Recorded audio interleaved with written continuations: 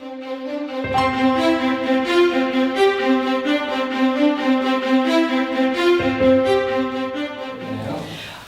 to the Inspired Society interview series, where I interview people who inspire me. And today I'm excited to have Blake Worrall-Thompson talking to me about his product, 6 Weeks to Sexy. Beautiful. Thanks very much for having me. That sounds great. 6 Weeks to Sexy. Tell us about it. Yeah, I mean, I actually didn't come up with a name. I'd love to claim that I came up with a name, but a girlfriend came up with a name, and it was pretty much based around, a 6-week program. I'd had a lot of interest, kind of interstate, after doing a TV show called Eat Yourself Sexy, and wanted to try and tie in the word sexy, but couldn't use the whole thing because of branding. So a girl came up with it, and essentially it's a 6-week fat loss program just for women. So we're lucky to have it in Sydney and Adelaide, and now online as well. And so tell me about the concept of sexy. Well, I mean, the thing with it is, everyone wants the look. Do you know what I mean? And you read all the magazines and they've got flat stomach, toned arms, toned legs, whatever it is. Essentially, people are coming to drop body fat, feel stronger. But when they actually do start the program, I really want them to get an understanding of what sexy is about, in terms of being confident, being strong, being independent, and being mindful and conscious of where they're at and also where they'd like to be. So you get them in with what they want, which is obviously dropping body fat, toning up, but the idea is that once they're in, we actually give them the bigger picture, and for me the more important picture, of being happy, strong, healthy, independent and mindful as well. Great, because on the Inspired Society, as a lot of people would know, I like to talk about this idea of mindfulness and consciousness. Yeah. And do you think that there is a huge mind element in the weight loss or the fitness and the nutrition? How much of a role do you think the mind plays? Massive.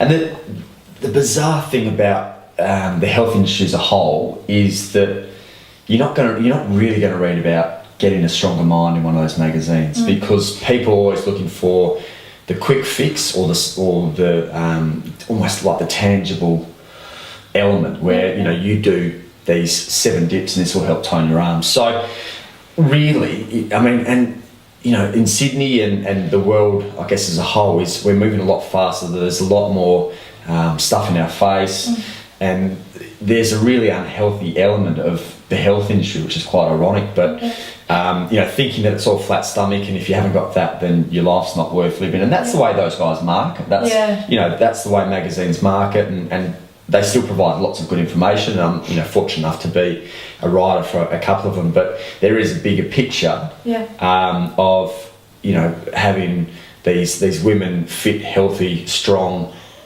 physically, but also in that mental space as well. Yes. And what are some of the things that you talk about with them in terms of that mind-body connection when they're training? I mean, the first thing is for them to understand what being mindful is, because a lot of them have kind of been, this is them going to work and here's their mind. They're not interlinked, they're just kind of doing their own thing. So for people to start realising what's actually happening on a daily basis, what are they actually eating, their surroundings, what makes them happy, what makes them unhappy, what's the cause and effect. And all of a sudden people go, when I'm stressed, I eat this and this. When I'm unhappy with myself, I eat this and this. And for 20, 30 years, they haven't joined the two together. And then all of a sudden they're conscious of their actions, and from there they start moving forward. It's really hard to move forward on a large scale until you're conscious. Like you can go, okay, I used to eat party pies and sausage rolls on the weekend, I'm going to stop that. But until you start linking it to your actions, how you feel at the time, your surroundings, and what really makes you happy, you'll be limited by, one, how far you can go, and two, how cemented it is. Because you might be on a good roll for a while, and then you might fall off. Until you've got that conscious mindfulness, you're going to find it hard to really let things and knowing about what triggers you. So a lot of people have this great attitude to fitness and health, and it's feeling fantastic, and then something will happen, and the trigger will then send us often on a course back into the old habits. people don't join the dots, Yeah. and that's a clear state of lack of consciousness and mindfulness. Is that I haven't exercised for 2 months and I was really unhappy, but like what happened? You know what I mean? What led to that? And until you get that, you're a chance to kind of go round and round in circles. Yeah. And do you notice one thing as you're speaking that is coming to me, this idea, do you see a lot of women who have a wounded relationship to their bodies? For sure. And do you think that that's a cultural phenomenon, that a lot of women are just, we've been conditioned to have wounds around our bodies? Yeah, it is. And it's, you know, there's only so much that can be done about your past, but at the end of the day, you know, your past is what's created where you're at the moment. So if we can realign them with the truth as opposed to what's come from the past, where they're really at, and I guess, you know, essentially start fresh, but be aware of what you've taken on from the past, you can then move forward, forget about the past and create the new and improved. And I don't know about you, but I definitely find someone attractive when they are confident, a sense of independence, a sense of self. I find that to be the most attractive thing about a person. They sort of start radiating beauty. For sure. And that's, you know, both of us live around Bondi. It's an interesting culture in its own, and there's nothing I've seen anywhere else like it in Australia, is that there's this element of competition and need to have flat stomach and, you know, lots of cosmetic surgery and stuff, as opposed to going, you know what, this is just about me, my journey, my independence, me being the strongest version of me. And, you know, yes, it's nice to have people around, yes, it's nice to have friends, but essentially it's about you and your journey. There is no competition.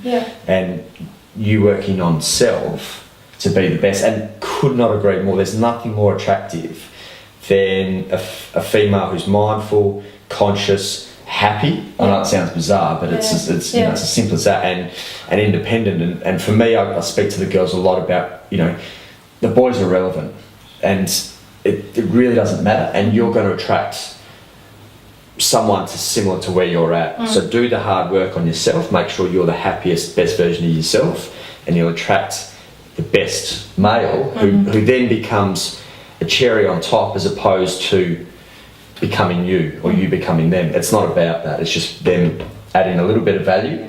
But unless they're going to add value, unless you're going to be whole yourself, don't even worry about it. Yeah, that's beautiful. So just to finish up, some little tips on staying mindful, staying conscious, and especially related to health and body. Yeah, I think you know, like, you need to do the work on yourself. And again, it's not what's out there, it's what's in you and where you're, and it really is, you know, for a lot of people starting this, just to take it one day at a time in terms of being conscious, because until you start to see the habits that you've created and be conscious of where you're at, it's hard to move forward. And that's one of the things, it's hard sometimes to accept where you're at. I mean, you know, everyone's an amazing person, but sometimes until you're really aware of where you're at, it's hard to move forward. So yes, go out and, you know, change your exercise regime, change your nutrition, but start being mindful on a daily basis of what makes you happy, your surroundings, and from there you can start making changes going forward. All right, thanks so much, Blake. No worries. It's been a great chat, and we'll see you soon with another interview. Thanks. Beautiful.